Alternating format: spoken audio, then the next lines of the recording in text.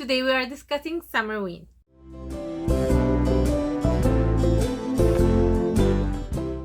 Hey everybody, welcome back to my channel. My name is Sophie, the Bookish Floor, and here we talk about books and bookish things. So today I'm going to talk to you guys about my Summerween reading list. Now, if you guys don't know what Summerween is, it's actually a challenge created by Gabby here on YouTube, from Gabby Reads. I'm gonna go ahead and link her profile in the description so you can go and check that out. And what she did is a challenge with different prompts where you can select books based on Halloween themes, horror, thrillers, all that.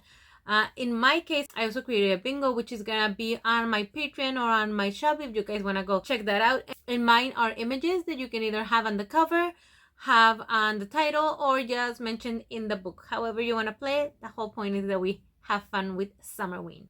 So what I'm gonna do is I'm gonna show you the books that I have selected for Summerween. In this case, all of them are physical books, which I know, rare for me. But some of them I do have the audiobook sort of as a companion while I'm reading. And yeah, I'm gonna go ahead and show you the ones that I have selected. So first we have The Only Survivors by Megan Miranda. In this book, we follow the story of the survivors of a car accident when they were teenagers.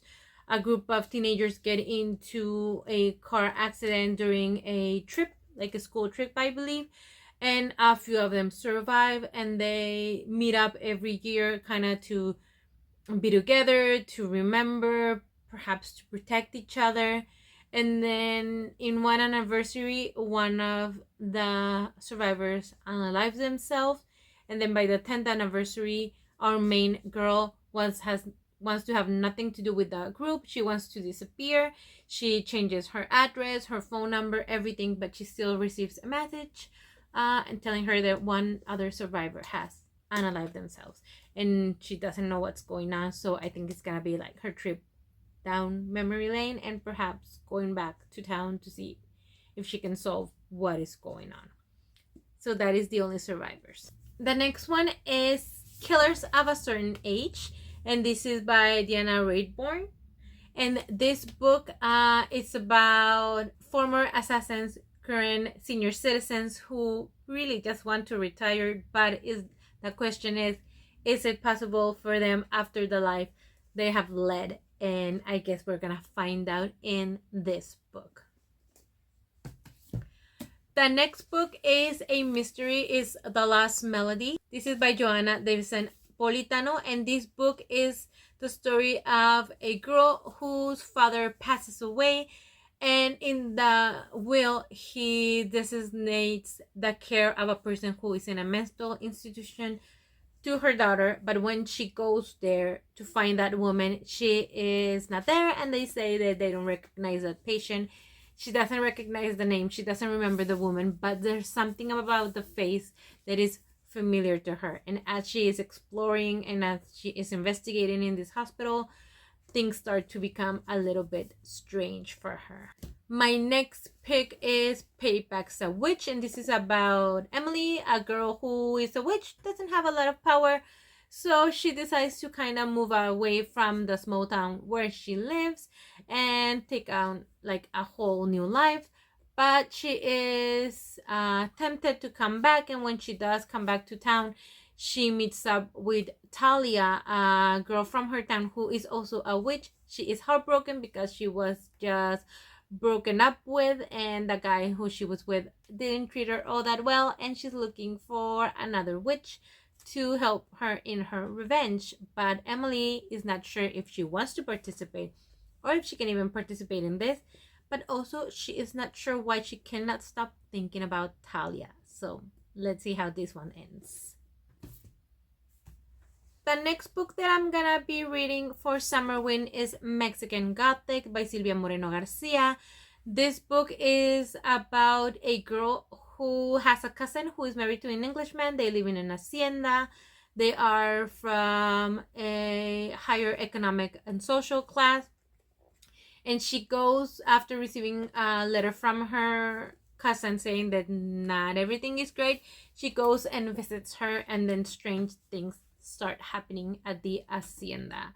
A couple of comments that I have heard on this book, although a lot of people have liked it, is that perhaps there's not a lot of Mexican, it's more Gothic. However, the cousin is married to an Englishman. We know that America was colonized, and we know that a lot of European centric cultural customs are ingrained even in our own culture now. So I think maybe that is the confusion for some people if they wanted like really traditional Mexican. I don't know what that means for them.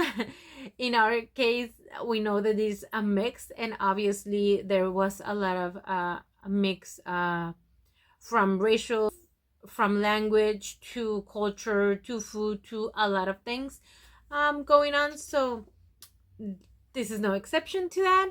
I'm gonna read it and I'm gonna let you know. It might be a bit more English Gothic than Mexican Gothic, but it is taking place in Mexico and it is taking place in an hacienda, so we'll figure that one out when we read it. And then the last book I'm gonna read is The Woman in Cabin 10 by Ruth Ware. This book has a lot of blurbs on the back and inside from a lot of other authors. It says that it's like a murder mystery, that if you like Agatha Christie, you're gonna like this book. I picked it up because I knew of it. I wasn't sure what it was about, and again, on paperbacks we don't get to see what it's about. We don't get to see what it's about, so I'm gonna find out with you guys. But I mean, Woman in Cabin 10, she probably either disappeared or she's looking for someone who disappeared, trying to solve something. And yeah, those are all the books that I'm gonna be reading for Summerween. As you guys know, I always take out books from my TBR jar. I'm not doing it this month because I have plenty of books that are still pending on my TBRs and or that I'm like in the middle of. And there's a lot of audiobooks that I have saved. So I'm just gonna try and read these 6 and maybe add something else that I'm in the mood for. But let me know, what are you guys reading this July? Are you reading beach reads? Are you reading romance? Are you reading something light and fluffy? Or do you like to participate in Summerween and maybe look for darker stories during the summer? Just let me know right there in the comments. Also, if you have any recommendations for Summerween or just for fun summer reads, go ahead and leave them there. Remember that you have all my socials on the description and also all the ways that you can help this channel. It really helps me out a lot. Remember that you can also like this video if you want to do that. And you can also subscribe and hit that bell so you can get notified every time I upload a new video. I upload every Wednesdays in Spanish and every Fridays in English. Thank you so much for joining me today. Remember to keep reading and keep blooming, and I'll see you on the next one. Bye!